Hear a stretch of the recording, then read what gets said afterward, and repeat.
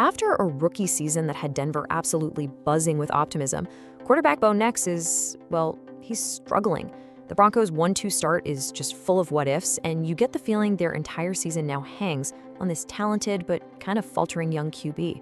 So what is really going on with the number 12 pick? Okay, let's just dive right in. This quote from Eric Trickle over at Sports Illustrated, it really cuts right to the heart of the matter. The expectations are massive, the pressure is just immense, and, for better or for worse, the fate of this team rests squarely on Nick's shoulders. So how did we get here? It's really all about the massive gap between last year's promise and this season's frustrating reality. Yeah, you could call it a sophomore slump, but when you look at the numbers, they reveal this paradox that's both puzzling and, frankly, pretty alarming for the Broncos. I mean, on one hand, you've got the rookie who, at times, looked like a legitimate top 10 quarterback, putting up really impressive numbers. And on the other, you've got the struggling sophomore, who through 3 games is just 26th in passing yards and is near the bottom of the league in a bunch of key categories. The drop-off is stark, and it's happening fast. So what's actually happening on the field to cause this sudden drop-off? Well, when you really dig into the film and the advanced stats, the problem isn't some vague thing. It really boils down to 3 specific, critical flaws that have popped up in his game. The first issue is something analysts are starting to call a screen dependency. See, the Broncos are using these short, high-percentage passes almost like a crutch. It's a strategy that, yeah, it boosts his completion stats, but it might be hiding a much bigger problem with the core of their passing attack. And it all starts with this number right here, 16.8%. That is the percentage of Bo Nix's dropbacks that have been screen passes. That's the 3rd highest rate in the entire NFL. Now, these are designed to be easy, confidence-building throws. But what happens when you take them away? Well, without that safety net of screen passes, his adjusted completion percentage just craters to 66.2%.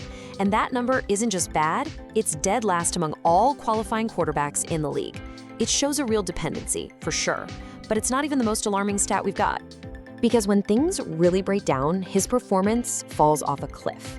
Nix's quarterback rating when he's under pressure is a league-worst 8.3. No, that is not a typo. It's a number so low it's hard to even process, especially when you realize the second lowest QB rating in the league is a distant 23.8. It's just, wow. Let's just look at the whole breakdown.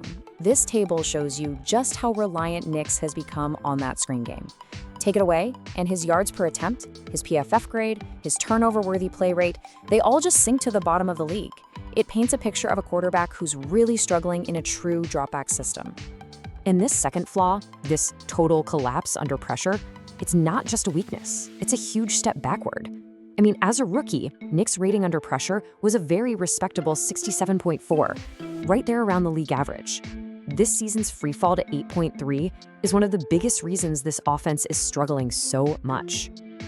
And the final piece of this puzzle? It comes down to a breakdown in the fundamentals.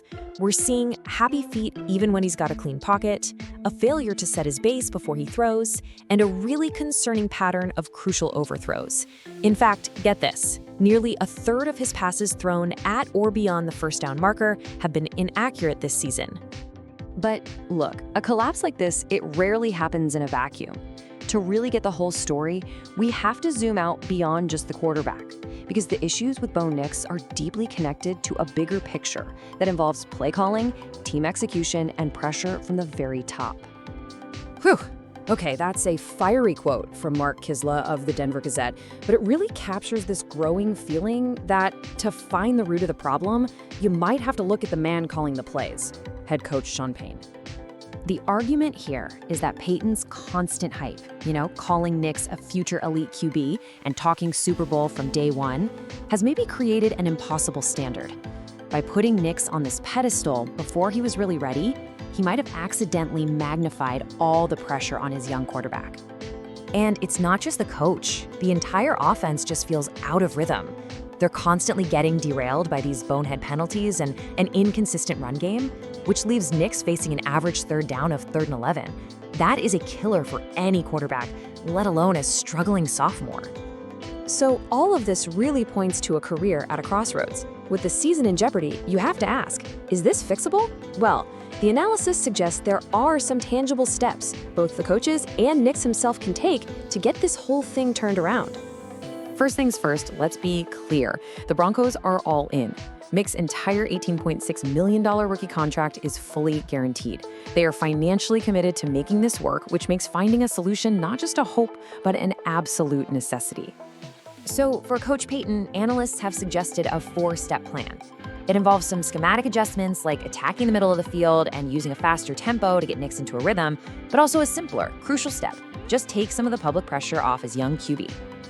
And you know what? That third step about playing faster, the data strongly supports it. I mean, look at the difference in his passer rating.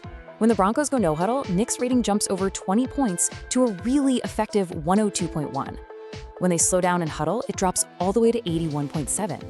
A faster tempo clearly helps him settle in. But at the end of the day, a lot of this falls on Nix himself. He has to get back to basics. That means correcting those happy feet, learning to trust his excellent pass protection, re-anchoring in the pocket, and turning those critical near-miss overthrows into game-changing completions.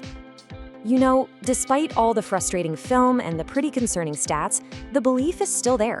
As this Reddit user puts it, the physical tools are undeniable.